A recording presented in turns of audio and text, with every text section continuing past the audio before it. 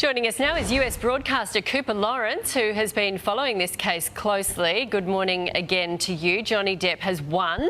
Does anything about the verdict surprise you at all? I'm not surprised that he won, because it seemed like he was going to win from the minute that she started lying on the stand, the minute that she started fabricating. I mean, even something as simple as saying that she used a makeup in 2015 that didn't exist until 2017. She just came across very unlikable. And the really important thing is that this was a jury in Virginia. They were not in Los Angeles. So these are real people, as opposed to people in LA that some of them could be actors, they could be in the industry. They could have a bias against her, against him.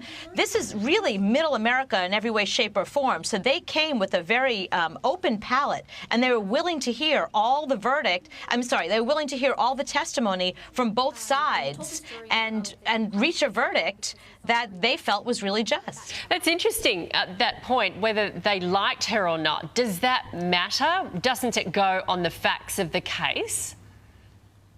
It came down to who was more likable, because she told her side, he told his side.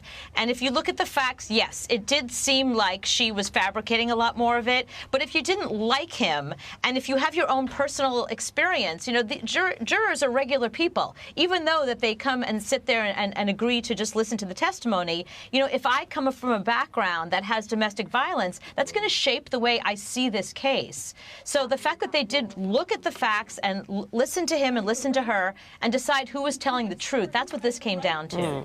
So the jury was also sent back, Cooper, to deliberate further on a financial figure. What went wrong there? Who got it wrong? Well, I don't think it went wrong here. I mean, I think that's what's very interesting about this is they did find that they both defamed each other. So they have to award some money for each. I think it came down to, you know, in Virginia, there's a minimum. So even though they said $2 million, I think the most he can get is like $300,000 or $350,000. So there is a minimum. So even though it's a large number, and then also, you know, sending the message that the amount of money they were asking for, they felt that that's what they were worth. That's how much they lost. You know, did he lose $50 million?